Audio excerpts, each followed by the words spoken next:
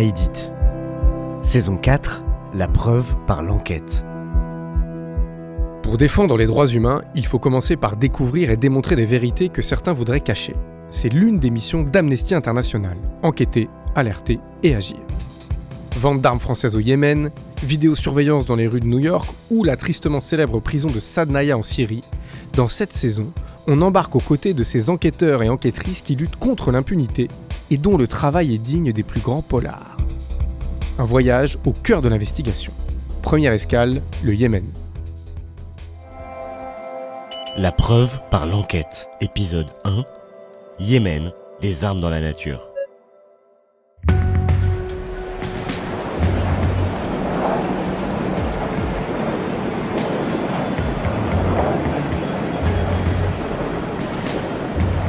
Juillet 2015, Londres, aéroport international d'Heathrow.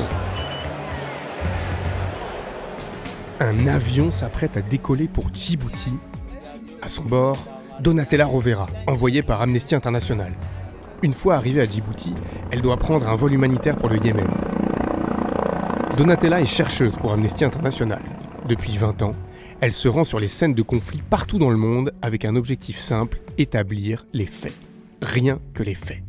Elle a enquêté en Algérie, au Soudan du Sud, en Côte d'Ivoire, en Libye, en Syrie, en Somalie, en République centrafricaine. Elle s'est déjà rendue au Yémen 1 an plus tôt. Mais en ce mois de juillet 2015, elle part en mission dans un pays en guerre.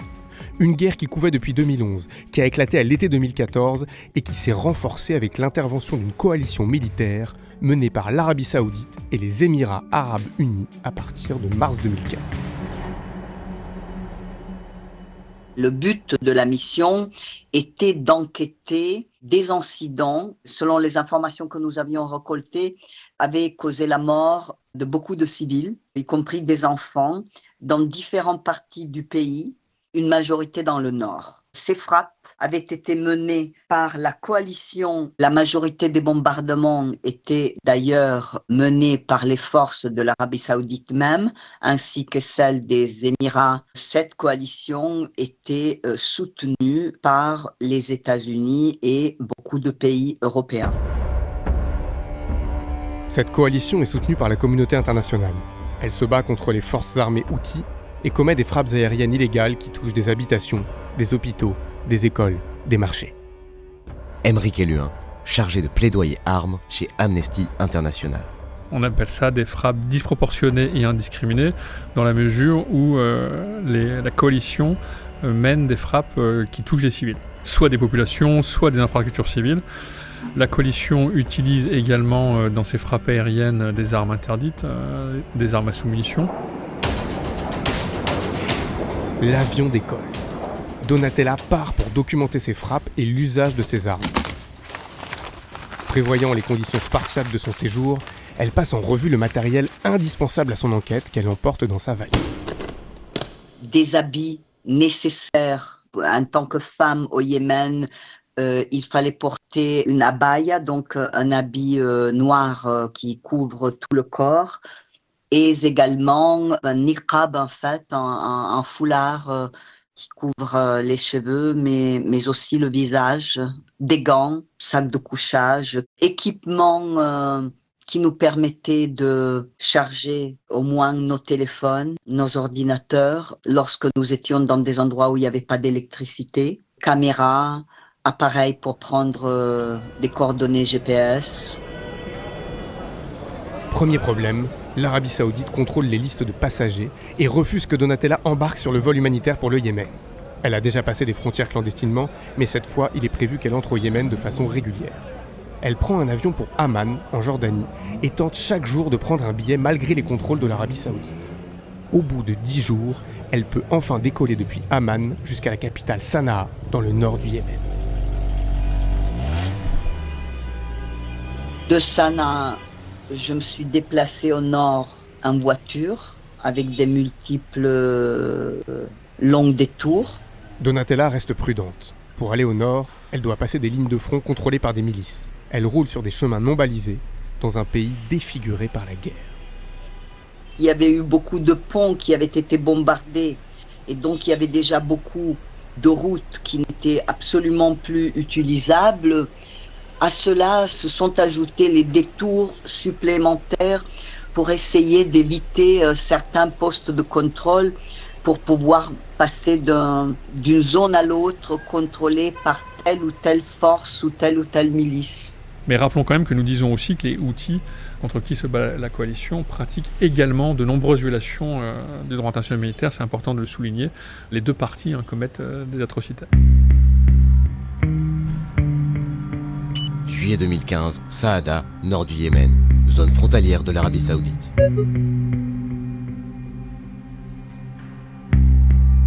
Donatella a 1 mois pour documenter les crimes de guerre. Elle installe son camp de base. À Saada, j'habitais, je dormais dans un hôpital et après je me suis déplacée dans des villages et des villes au nord, aux environs de Saada, au nord, au sud. Première étape de l'enquête, rencontrer les survivants et les témoins des attaques qui lui ont été signalées. Un long travail de recoupage d'informations et de témoignages commence alors. Le fait de se rendre dans ces différents endroits, chercher des survivants, des parents, des membres des familles de ceux qui avaient été tués. Ceux qui ont été blessés parfois n'étaient pas là où les attaques s'étaient produites, mais étaient dans des hôpitaux dans différentes villes. Donc il fallait aller les chercher là où ils étaient. Dans la plupart de cas, on a pu retrouver aussi bien des témoins qui n'avaient, eux, rien à voir avec les incidents, mais qui les avaient vus, ainsi que des blessés, ainsi que des membres de la famille de ceux qui avaient été tués dans ces attaques. Donc ça, c'était très important pour la récolte des témoignages. Donatella se présente toujours comme une chercheuse d'Amnesty International. Elle n'est pas en mesure d'apporter une aide matérielle aux victimes, ni de leur assurer que justice sera faite. Mais elle les assure que leurs témoignages sont importants pour lutter contre l'impunité de la coalition. Certains donnent leur nom, d'autres témoignent à visage découvert face à la caméra de Donatella, d'autres encore veulent rester anonymes par peur de représailles. L'essentiel, c'était d'obtenir autant de détails possibles. À quelle heure, comment, qu'est-ce qui s'était passé exactement, où est-ce qu'ils se trouvaient eux au moment où la frappe a eu lieu, car cela nous permet aussi d'établir est-ce que de où ils étaient, ils avaient effectivement pu voir ce qu'ils nous racontaient par exemple. Qu'est-ce qu'ils étaient en train de faire, qu'est-ce qui s'était produit dans l'immédiat après le bombardement, donc qu'est-ce qui s'était passé, où est-ce qu'ils s'étaient rendus, qu'est-ce qu'ils avaient vu exactement. On a pu vérifier la description de ce que eux nous ont raconté avoir vécu, des blessures qu'ils nous ont raconté avoir subies, avec les témoignages de ceux qui les ont soignés, donc des médecins à l'hôpital, éventuellement des certificats médicaux qui existaient pour certains d'entre eux, dans certains cas. Tout cela, je l'ai confronté avec ce que nous avons pu voir sur le terrain. Donc, est-ce que la description de la frappe et de ce que ce bombardement avait causé collait avec ce que nous voyons, la destruction totale ou en partie de la maison par exemple, avec les restes des munitions que nous avons pu trouver. Novembre 2022, Paris, siège d'Amnesty International France. 8 ans après le début du conflit, les frappes aériennes de la coalition ont fait près de 9000 morts et 10 000 blessés. Pour Aymeric Eluin d'Amnesty France, ces 8 années permettent d'avoir une vue d'ensemble sur la stratégie militaire de la coalition. Il y a une tactique délibérée qui a été mise en place de viser les civils, à défaut d'occuper le terrain, de façon finalement à, on peut l'imaginer, accélérer la chute des Houthis, parce que quand vous avez un peuple qui est désespéré et qui est plongé dans la détresse la plus absolue, avec un territoire qui devient complètement désorganisé, du fait des frappes aériennes incessantes, vous pouvez indirectement penser pouvoir faire tomber les principaux auteurs donc, de la coalition à cette guerre, donc les Houthis. C'est une logique de terreur qui est mise en place. Il s'agit de faire en sorte que cette guerre se termine, mais le plus rapidement possible, mais force est de constater que ce choix qui a été fait ne fonctionne pas. Octobre 2015, village de Sanabad, gouvernorat de Damar, nord du Yémen. C'est un soir d'octobre comme les autres. 3 frères célèbrent leur mariage et la foule est venue en nombre depuis les villages voisins. La fête bat son plein.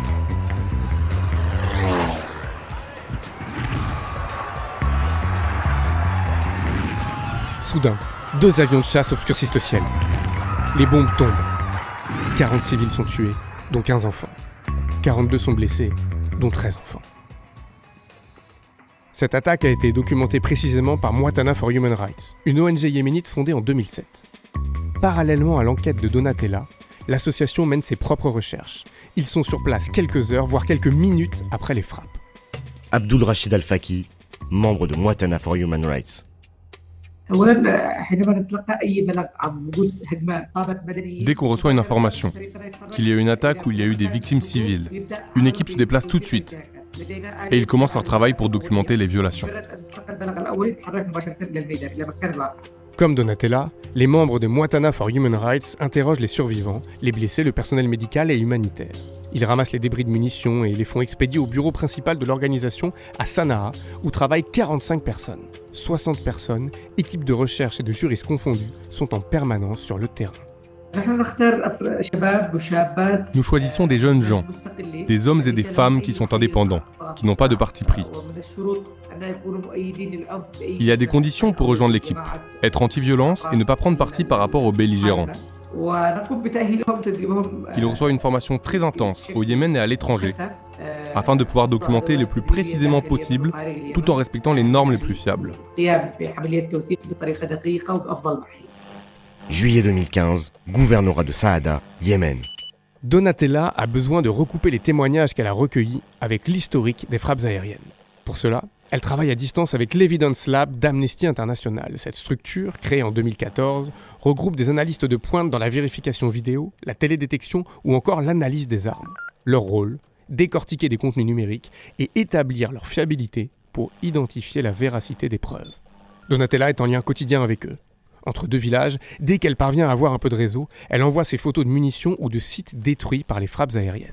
L'examen des images satellitaires nous donne, c'est de pouvoir vérifier le timing de ces bombardements, de vérifier que ça s'est bien passé à un certain moment. Lorsque les images satellitaires existent, avant et après le bombardement, la qualité est généralement suffisamment bonne pour établir quand il y a destruction totale ou partielle d'un bâtiment. Quand il s'agit de dégâts mineurs, cela dépend de l'angle. Parfois cela est visible, parfois cela n'est pas visible. Donc ça dépend vraiment au cas par cas. Juillet 2015, route de Taïz, Yémen. De Saada, Donatella regagne Sanaa en voiture et poursuit vers Taïz en direction du sud. La ville est coupée en 2. Une moitié est sous le contrôle des Houthis, l'autre est aux mains de la coalition. Donatella doit se faire discrète. Deuxième étape de l'enquête, la collecte des preuves matérielles. En fouillant dans les décombres des maisons qui ont été bombardées, elle trouve des morceaux de munitions et même des bombes entières qui n'ont pas explosé. Ces découvertes sont cruciales. Elles permettent d'identifier la source des bombardements, car chaque armée impliquée dans le conflit utilise des armes spécifiques.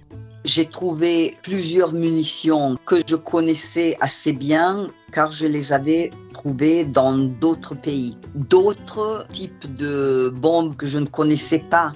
Donc c'était un mélange. Donatella reconnaît avec plus ou moins de certitude certains morceaux de munitions. Elle applique alors la procédure obligatoire. Nous prenons des photos très détaillées, prenant bien soin de photographier chaque lettre, chaque numéro qui se trouve sur les munitions ou les morceaux de munitions que nous trouvons sur le terrain, les mesurer pour avoir autant de détails possible et nous soumettons tout cela à différents experts d'armement. Des militaires qui ont une expertise particulière dans tel ou tel type d'armement, que ce soit des munitions qui ont été lancées dans des bombardements aériens ou qui ont été ou des obus d'artillerie. Si je suis dans un endroit où la connexion Internet est bonne, je peux leur envoyer ces photos en temps réel. Cela n'était absolument pas le cas dans la plupart des endroits où j'étais au Yémen. Juillet 2015, Paris, bureau d'Amnesty International France. Dès le début du conflit, Amnesty International a la certitude que des armes françaises sont utilisées au Yémen, notamment par les deux protagonistes principaux de la coalition, l'Arabie Saoudite et les Émirats Arabes Unis. Si on pense par exemple aux Émirats Arabes Unis, c'est les fameux chars Leclerc. Les Émirats Arabes Unis sont le seul pays au monde à avoir acheté le char Leclerc. C'est le seul à qui on l'a exporté. Ce sont les Mirage 2000-9 vendus par Dassault avant le début du conflit aux Émirats Arabes Unis. En Arabie Saoudite, ce sont un certain nombre de navires de combat qui servent notamment dans le cadre du blocus. Ce sont des pods de désignation laser qui équipent la chasse saoudienne. Donc il y a des données. Ce que va néanmoins trouver Mouatana, For Human Rights, sur le terrain, ce sont des débris d'un missile de croisière qui est produit par MBDA. MBDA, c'est le plus gros missilier européen. Ils produisent anglais et français, puisque c'est une entreprise franco-britannique à l'origine. Ils produisent ensemble un missile de croisière et ils ont produit le Storm Shadow qui a été vendu à l'Arabie Saoudite. Et en fait, ce missile de croisière qui est vendu à l'Arabie Saoudite par les Britanniques est vendu avec des composants français. Donc il y a du matériel français qui équipe ce missile de croisière. Donc il y a des restes, des débris de produits franco-britanniques qui ont été retrouvés sur le terrain, sur le lieu de frappe.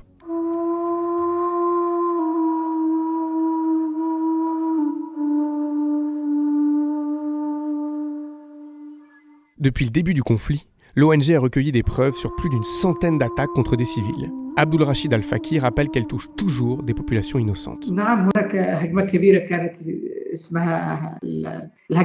Ils ont touché une très très grande salle, ainsi que des usines à Taïz, à Saada. C'était une salle de réception pour les enterrements, et un bus scolaire à Saada également. Et autre exemple, c'est une maison qui a été frappée à Taïz. Juillet 2015, route de Sanaa, Yémen. La mission de Donatella touche à sa fin. Elle remonte vers le nord jusqu'à Sanaa en faisant de nouveaux détours pour éviter les contrôles et les routes bombardées. Mais avant de quitter le Yémen, elle fait une découverte majeure. Nous sommes rendus sur les lieux après qu'il y ait eu plusieurs bombardements de la part de la coalition, des bombardements qui ont tué et blessé des civils, des bombardements qui ont été menés en utilisant des bombes à sous-munitions de différents types. Les bombes à sous-munitions ou cluster bombs sont des armes redoutables qui abritent d'autres bombes de plus petite taille. Donatella trouve sur le terrain des bombes à sous-munitions non explosées, des morceaux de celles qui ont explosé, et elle rencontre surtout des civils blessés par ces bombes. Par exemple, un gamin de 13 ans, Mohamed Hamoud El-Wabash, avait été blessé le 30 mai 2015 quand il avait marché sur une bombe à sous-munitions qui n'avait pas explosé au moment de l'attaque et qui est restée donc sur le terrain à Noushour, un village dans la région de Saada, au nord du Yémen. Il avait subi multiples fractures à son pied gauche. Et donc, il m'avait dit qu'il avait vu ces petites bombelettes, donc ces sous-munitions, dans ce champ. Il ne savait pas du tout que c'était des objets qui pouvaient exploser. Et en plus, il n'avait pas du tout vu celle sur laquelle il avait marché. Car le bombardement avait eu lieu plusieurs semaines auparavant. Et c'est ça le gros problème des bombes à sous-munitions, c'est que souvent, elles n'explosent pas un impact, elles sont petites, elles peuvent donc se dissimuler assez rapidement et constituer un danger très important pour les civils qui peuvent marcher dessus. Donc effectivement, elles deviennent comme des mines antipersonnelles. Et c'est exactement ce qui s'était passé avec ce gamin.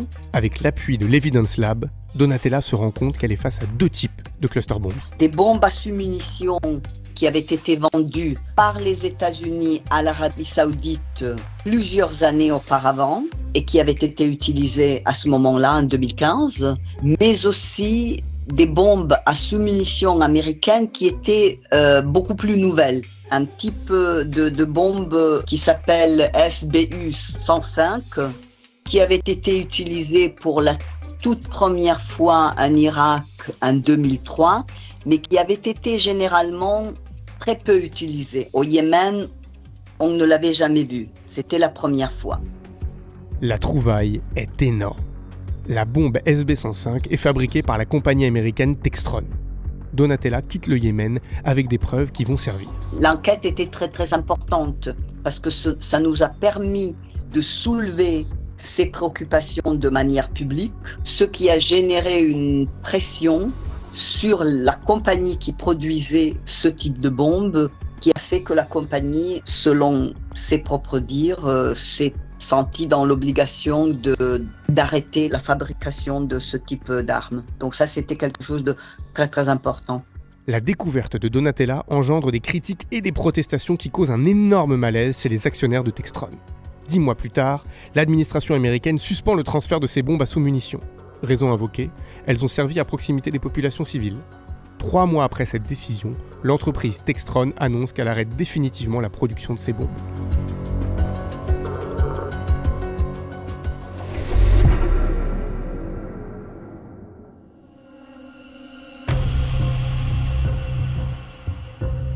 Avril 2019, Paris. C'est une note classée confidentielle défense qui relance la polémique sur les ventes d'armes françaises à l'Arabie Saoudite. Un rapport de 15 pages daté du 25 septembre 2018, publié par le site Disclose et repris par Mediapart. Il révèle que des armes françaises vendues à l'Arabie Saoudite et aux Émirats Arabes Unis sont utilisées au Yémen sur le champ de bataille. Le média Disclose, en avril 2019, révèle des informations, des documents confidentiels défense produits par le ministère des Armées qui révèlent largement l'implication d'armes françaises dans le cadre du conflit au Yémen. Ces révélations font l'effet d'une bombe, d'autant que les chiffres sont précis. La coalition a bombardé 1140 sites de production agricole, 659 fermes, 218 marchés alimentaires, 91 sites d'approvisionnement en eau potable et 222 bateaux de pêche ont été détruits. Les canons César, les chars Leclerc, des avions français et des navires français ont participé aux attaques contre les civils. Tout d'un coup, il y a une prise de conscience. Il y a des documents officiels du gouvernement qui attestent que des armes françaises sont déployées. Donc vous nous avez menti. Depuis 2018, on a un gouvernement, des ministres qui sont allés au feu devant les médias pour expliquer que non, on ne vend pas tant d'armes que ça à l'Arabie Saoudite, les armes ne sont pas utilisées sur le territoire yéménite, les armes ce sont que des armes défensives. Amnesty International relaie ces révélations à l'échelle mondiale et s'engage pour que les journalistes de Disclose ne soient plus poursuivis pour violation du secret défense. Il y a donc un avant et un après Disclose. Disclose vient relancer le débat en forçant les ministres, et notamment les parlementaires, à faire leur travail d'investigation et de rendre compte. Les débats ont été extrêmement forts. Vous avez le président de la République qui est quand même intervenu sur le sujet pour les justifier auprès de l'Arabie Saoudite, la ministre des Armées, le ministre des Affaires étrangères, le président du groupe LREM, etc. Tous sont montés au créneau pour défendre les ventes d'armes face aux questions de plus en plus pertinentes et fortes des parlementaires sur le sujet. L'Allemagne, le Royaume-Uni, l'Italie, l'Autriche, la Finlande, la Norvège, la Suède et même les États-Unis suspendent leur vente d'armes à l'Arabie Saoudite. Mais pas la France.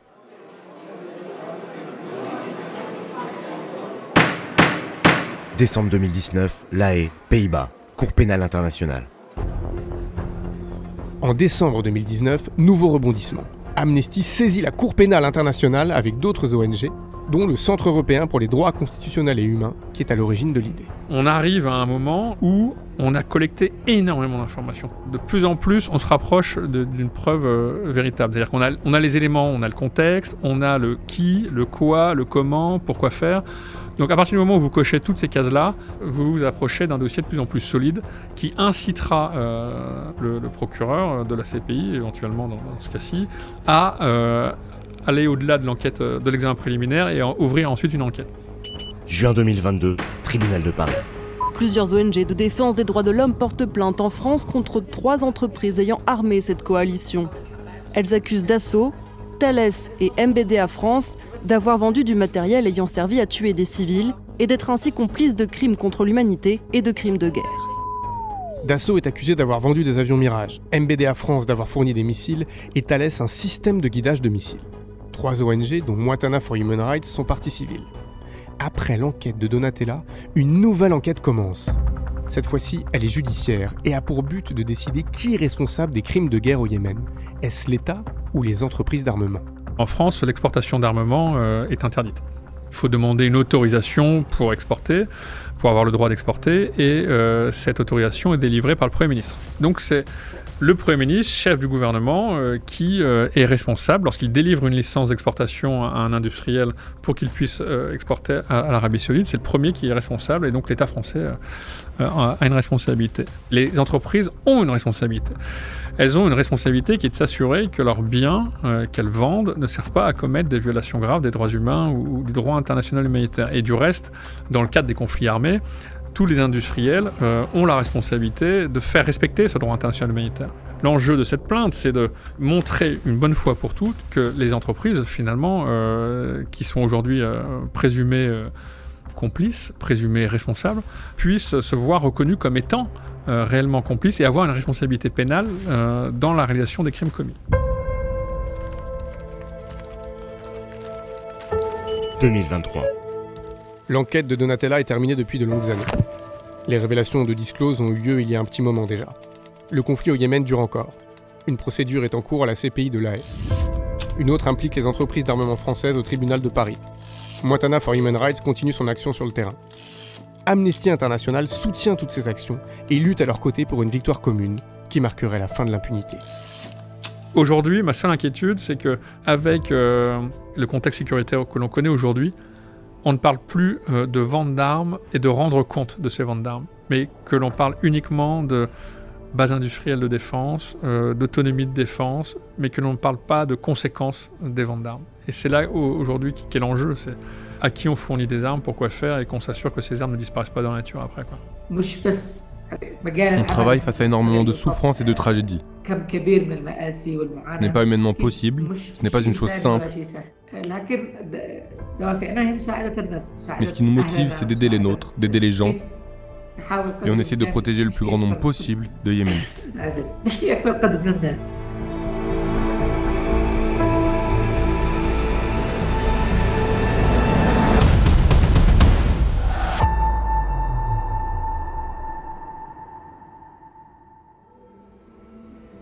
Dans le prochain épisode, je vous emmène à New York avec les enquêteurs qui traquent les caméras de surveillance.